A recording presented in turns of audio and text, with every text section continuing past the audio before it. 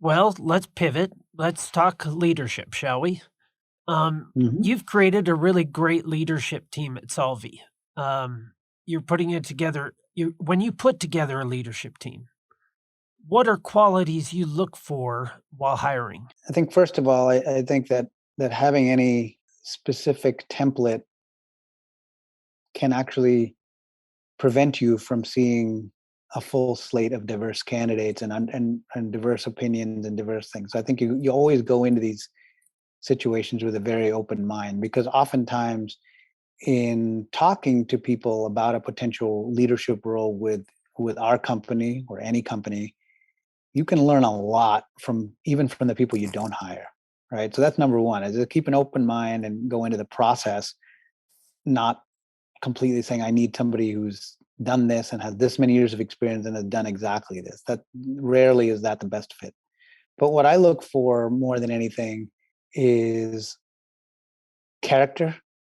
Um, and by that, character doesn't just mean that they were straight A students or something like that. I think what it means is that they're the kind of people that you would feel comfortable having at your dinner table, that you would feel comfortable spending time with, having a beer with, or having an in-depth conversation with. So, and if they're the kind of high character people that you would then trust to lead other people, then that's more than 50% of the game, because that's they tend to bring more of their type of people into the company, right?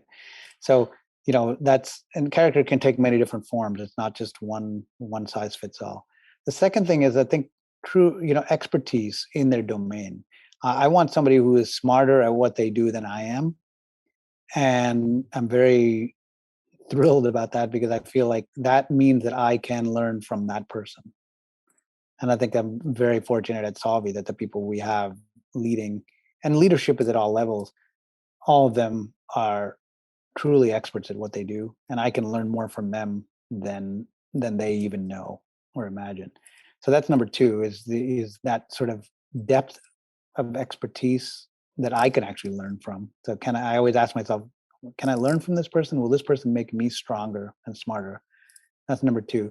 And number three is, I think in these kind of businesses, early stage businesses, one thing that's underappreciated is resiliency. These things rarely are a linear path. They're always up and down. They're bumpy. They can be great one day, exhilaration one day, disappointment the next. And so you have to have people who are resilient. And sometimes an absolutely great candidate, just it isn't the right timing, because at the stage in their life they can't afford to be resilient. And that's perfectly okay. I think it's okay. They may not have the family situation to be in that in an earlier stage company, and so that's okay too. But for us, that has to be the case. They have to be resilient. They have to be able to lead through change, because that's what an early stage company is about. It's about change. So you said, don't just necessarily use a template. And then you talked about all those things.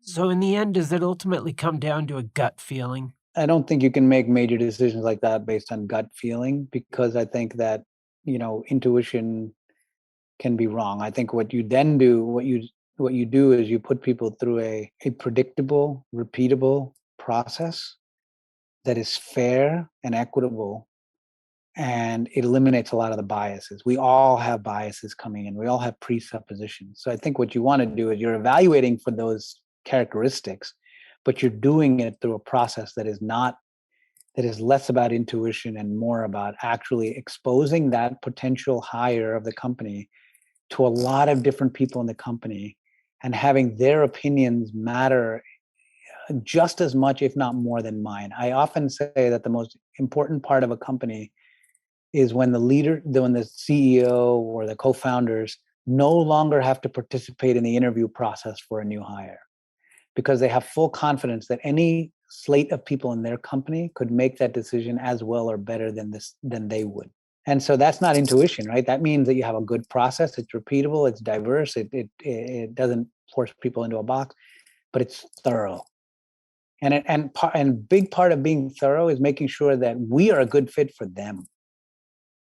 It's not about like just trying to convince them to join us. It's like convincing them that it's the right thing to do for them. And so you really have to be respectful of that too, because because it's not just us. They're making a commitment to join us. And so I think you eliminate intuition as much as possible, because intuition tends to be wrong. And it's also what's my intuition? My intuition could be that someone's great, and someone's intuition could be that they're not great. How do you balance that? And you have to actually get to ask why. What do you mean by that? What did you form that opinion? How did you get to that? What questions did you ask them? So having repeatability, you want to ask this.